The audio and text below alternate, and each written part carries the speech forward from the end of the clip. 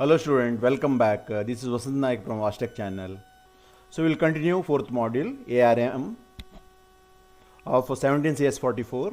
So in last video you must have seen the introduction to ARM. So here we will see ARM bus technology. ARM bus technology is called as AMBA bus technology. So AMBA bus technology is further divided into AHB, ASB, APB. AHB means high performance bus, ASB means system bus, APB means peripheral bus. So all these are part of AMBA bus technology. Embedded device use on chip bus, that is internal to the chip. You know what is a bus? Bus is a group of lines which connects a group of signals which connects input, output and memory, all those devices. So here you can see direct memory access bus master also, and in this diagram you can see what is the advantage of AMBA AHB, AMBA ASB and AMBA APB. So meanwhile AMBA, what is the full form of AMBA? Advanced Microcontroller Bus Architecture. So AMBA AHB, high performance bus, provides high performance pipelined operations, multiple bus masters, bus transfer. AMBA system bus is related which connects the internal this architecture, so which is provides high performance pipeline operation etc. Then AMBA peripheral bus, low power, last address control, simple interface, all those are the different architecture of AMBA.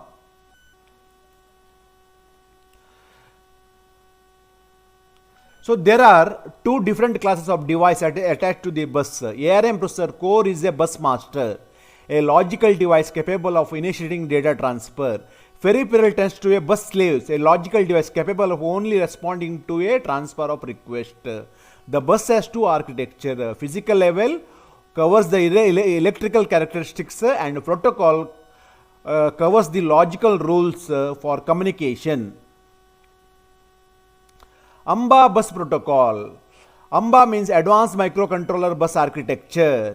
So the first AMBA bus was introduced in 1996. So the first AMBA bus introduced were AMBA system bus ASB, AMBA peripheral bus. Later ARM introduced ARM high performance bus, that is called as AHB. So AMBA bus has total three this one components. First was AMBA system bus and peripheral bus. Later it was introduced AMBA high performance bus. Using AMBA, peripheral designers can reuse the same design on multiple projects. Peripheral can simply bolted onto the on-chip bus without having to redesign an interface for each different processor architecture. AMBA provides high data throughput than ASB. AHB provides high data throughput than ASB because it is based on the centralized multiplexed bus scheme rather than ASB bidirectional bus design. This changes allows ASB bus to run at higher clock speed. Please remember these points. So in AHB there are two versions. That is called as multi-layer AHB, allows multiple active bus masters. One is called as AHB Lite, is a subset of AHB and it is limited to single bus master. The other one is which makes use of three buses, that is AHB bus, APB bus and bus for external peripherals. So AHB has two versions. One is called as multi-layer AHB, other one is AHB Lite. Multi-layer AHB bus allows multiple active bus masters. AHB Lite is a subset of AHB bus and it is limited to single bus master. That means single bus master controller is there. Here multiple bus master controllers are there. Memory. Embedded system has to have some form of memory to store and execute the code. So memories are the hierarchy of memory is here you can see the hierarchy of memory: cache, main memory and secondary. So the performance of the cache, because cache is near to the processor or it is internal to the processor, naturally the performance of the cache is better compared to main memory. Main memory is external external to the processor. Compared to that one, secondary storage whose performance is poor, because secondary storage is nothing but our hard disk. So hard disk performance is poor, which contains some motor and other device and all, which is the poor compared to this one. So cache is high performance, main memory is next is secondary storage. So you can see here CPU and cache and main memory. So which is faster? Here it is faster. Here it is slower. So you can see further design. CPU, level 1 cache, level 2 cache, level 3 cache and main memory. So caches are further classified into level 1 and level 2, level 3. Level 1 and level 2 means normally built inside the processor. Level 3 is sometimes outside the processor. Level 3 cache, that is somewhat slower, and main memory is anyway outside the processor. So memory width. So in here ARM can access 8-bit data, 16-bit data, 32-bit data or 64-bit data. So you can see here ARM has got two type of instruction set, 32-bit instruction set and 16-bit instruction set. So suppose 8-bit memory, it takes 16-bit 2 cycle. So 32-bit it takes 4 cycle. 16-bit it takes 16-bit instruction 1 cycle and 32 2 cycle. 32-bit memory it takes both 1 cycle. So we have in memory ROM and flash ROM. Flash ROMs are used in embedded system. We know that one. Other than that, dynamic RAM. Dynamic RAM means the RAM whose content has to be refreshed every now and then, because that makes use of capacitor as to store the this one charges. So this capacitor will discharge. This has to refreshed every now and then. That is why it is called as dynamic random access memory, and it is somewhat slower compared to static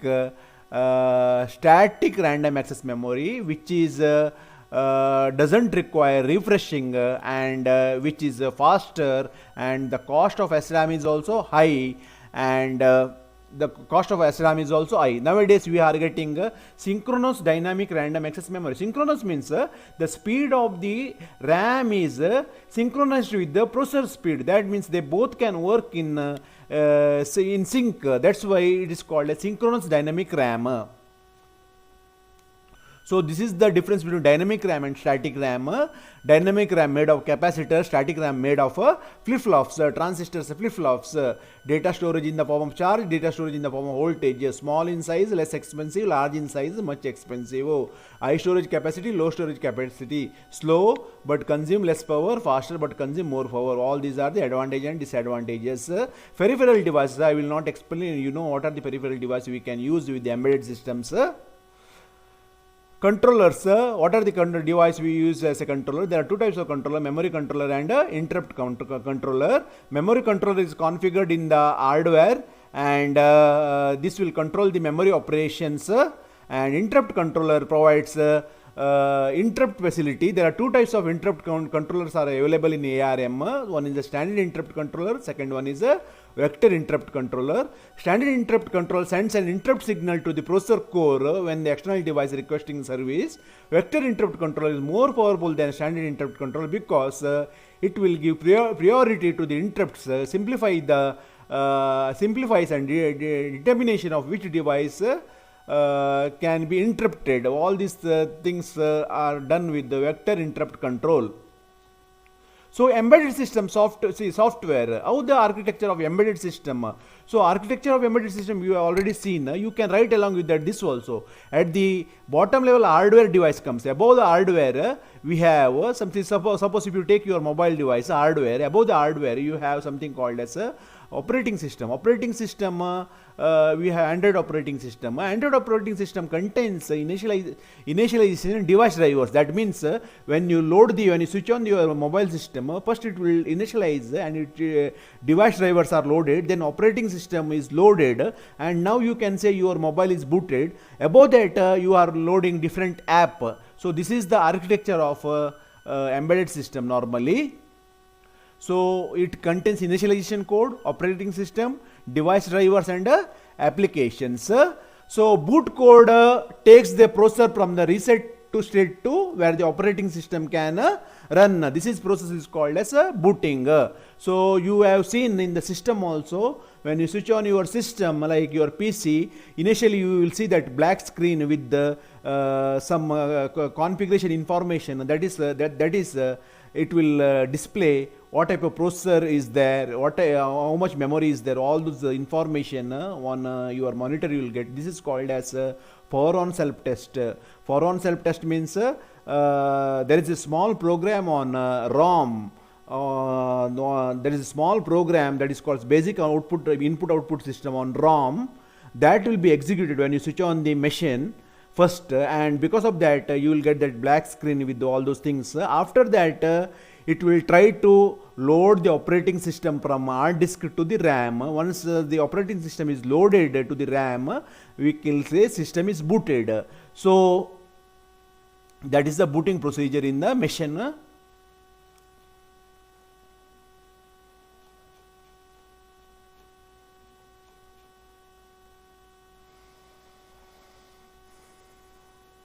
ARM operating system, ARM supports 50 operating system. The main operating categories are called as platform operating system and real-time operating system, RTOS. So real-time operating systems are used in hard real-time applications.